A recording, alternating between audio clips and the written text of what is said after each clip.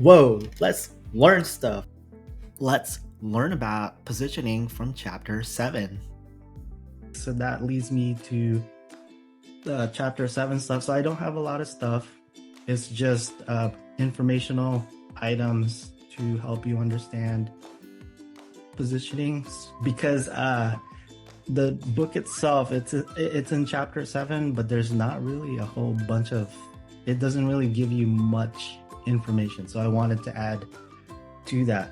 First item about positioning is that it's placing your brands, or your brand, in the minds of consumers in relation to other brands. So this relates to what we talked about 2 weeks ago in our week number 6 Zoom session, where I talked about consumer behavior, all those different aspects.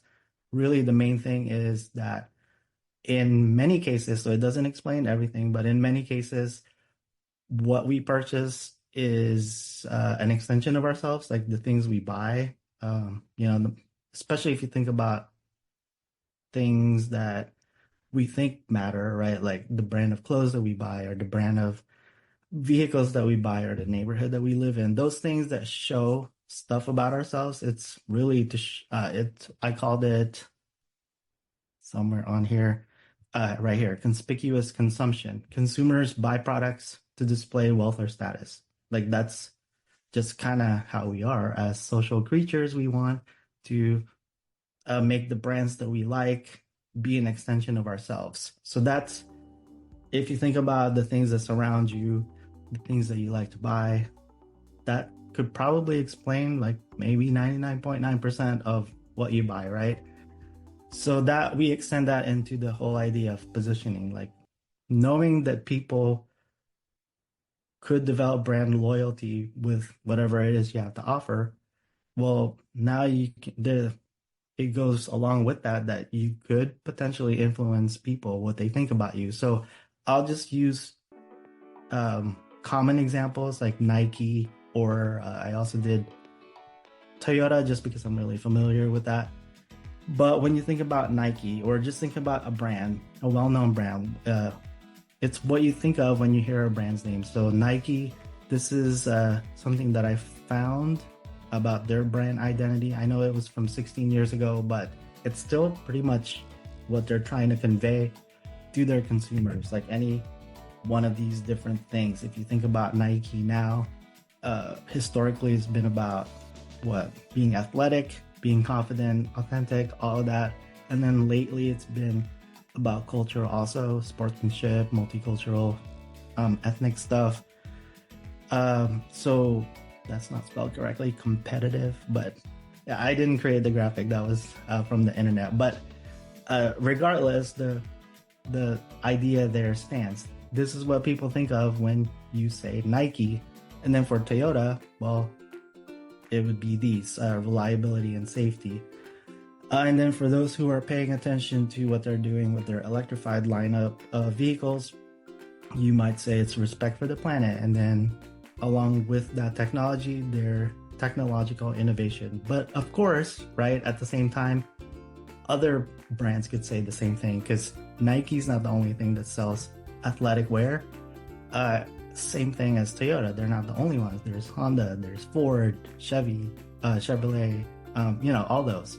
And they could probably say the same thing. They got technology, they got electrified vehicles also, so they care about the planet. And so, yeah, we get that thing going on. So then now, as a brand, it's up to you to figure out, well, how can you make yourself unique? Like what this would be the value proposition. So going back to what you wrote about in assignment 4, what's your value proposition? What is it that you're telling your customers? What's different about you? Because the thing about that is it doesn't always have to be true, I guess, or even real. It's many times the perception, right? Because really, what's different between a Toyota and a Honda, for example? I mean, or even a Toyota versus a Ford, or a Ford. I know maybe it's sacrilege to some, but really, they're all just vehicles, right? With the same features. So what's different about them? So in the end, a lot of that could just be our own personal feelings, right? Like, does that make sense for those of you in the room, right? So it's all emotions, right? But marketers can do something with that especially when it comes to emotions. That's just kind of how humans are, right? Like we're really predictable to a fault sometimes, and for better or worse, marketers know about that. So I guess you could go down the rabbit hole of, yeah, there's a lot of maybe sketchy, unethical stuff, but I like to focus on the positive sides of marketing where we connect um, useful products to the consumers who need it the most. That's the way I see it. So for example, salespeople, it's because of them, I would say they contribute a lot to society because they educate us about the products that the companies that they work for sell. Like for example, when I first bought this house, uh, I had all sorts of salespeople knocking on my door telling me, "Hey, we got this product for weed and pest control or home security, things like that." So that saved me a lot of time having to figure out, well, who are these people? And they also educate me on potentially things that maybe I didn't think I had to worry about. So this goes back to an earlier presentation I had about how people, like marketers, can change perceptions. For example, Listerine, that was always before at the beginning, that was for cleaning stuff, for sterilization, not for mouthwash, but marketers said, "Hey, you have a problem with bad breaths? Well, here's our solution." And then also there's the diamond, right? Like, oh, you want to show somebody you really love them? Well, get them a diamond ring. A diamond is forever. It's love and all that. And so, even though it's just a rock that doesn't support life, we spend thousands of dollars in that. So it's all about perception. So as far as if you wanted to write about your positioning for your product, even though I said you could just write about what it is, one thing that you could do is create a positioning statement. So it's kind of like creating a vision or mission statement. Uh, it's your position. So here's a template for that. So recall that assignment 5, if you've started looking or if you've been working on it or if you've seen the instructions, it's about your target market. Well, you can connect that target market to your positioning statement by saying, for this target market, my brand or product is the blank, so car, food, whatever, that offers then whatever your benefit is because of this. So really it's as simple as that. But even though it's really simple, it could, you pretty much have to reduce it, right, to that very focused idea. But really it's a good start for determining, well, what is it that you stand for? This goes back to your value proposition. So I say, go back to that. If you really want to write about your positioning strategy, go back to your value proposition, go back to your target market, and what is it that you're trying to offer people? So that could make for a pretty powerful positioning statement. And then part D, let's see. Okay. So repositioning. So, I talked a lot about in the last 5 to 10 minutes about our perceptions of a brand. Well, whatever that is, that's going to be what people think of your product, right? But sometimes it becomes necessary to reposition because things change. Like, for example, people might not have so much of a demand for your product anymore. Like, Toyota, for example, I'll use that again. I'm really familiar with Toyota. They used to offer a lot of V6 and V8 engine type vehicles, but now everything's moving towards 4-cylinder with that special kind of technology that makes it as powerful as the V6, but more economic, right? As far as miles per gallon. So because of that um, demand for more efficient vehicles, well, they've had to change, right? And then also going green, for example, because of that, a lot of companies have had to ensure that they show that they care about the environment. So I had a couple of examples related to that. So, well, actually, just one. Athens State University. So I wanted to kind of talk to you all about how institution, the one that you're going to school, could be trying to reposition itself. So you may have heard that Athens State has been around since 1822, right? So we're talking 202 years. And along with that, if you look at their website right now, they talk about tradition, and or even if they don't really talk about tradition so much, that's kind of the idea that they're trying to convey. It's like, hey, we've been around for 202 years. There's a reason for that. And that may have worked, I guess, for Athens State's first 200 years.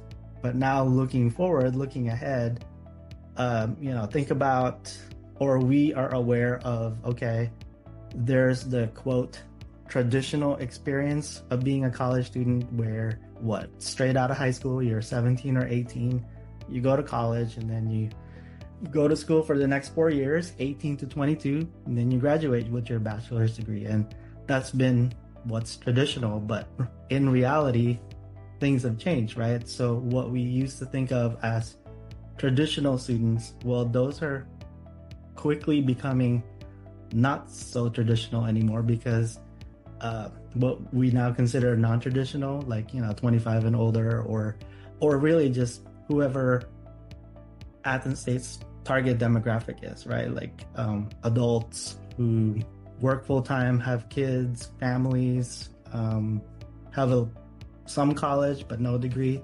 That's going to be the majority of learners. And so given that reality, something like Athens State University has to reposition itself. It can't go off like, hey, we're the traditional university. They have to kind of really show, well, how can we help working adults reach that? Because for many students, right, that's the thing. They are back in school at Athens State because they've reached the point in their career where if they want to move up or be promoted or do something else, they kind of need to have a bachelor's degree. So that's a long way of me saying that, yeah, that's an example of having to reposition itself.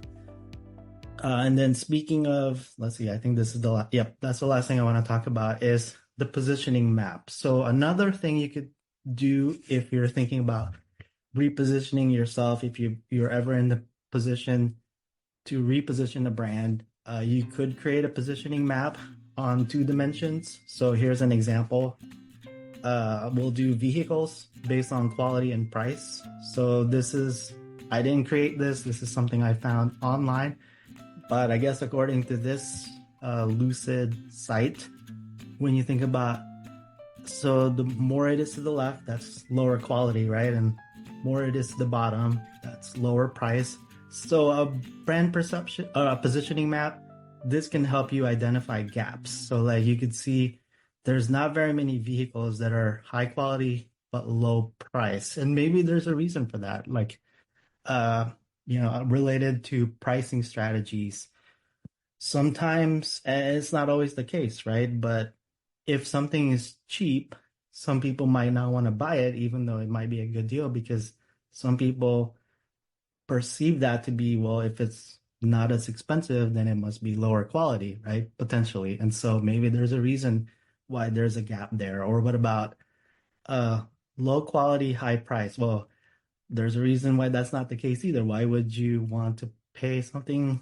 Why would you pay so much for something that's not good quality? So I guess in this case, it makes sense. But in this case, see, like Toyota supposedly is in a class of its own, right? It's, let's see, high, mid quality and mid price compared to the others. So that's just another way for you to try to visualize, and from there come up with, okay, if you were Toyota, if you were the marketing person for Toyota, how would you differentiate yourself from BMW or Ford or all these other brands that you see here? Okay, so that was what I wanted to talk about tonight, just so you can learn a little more about marketing strategies or marketing concepts,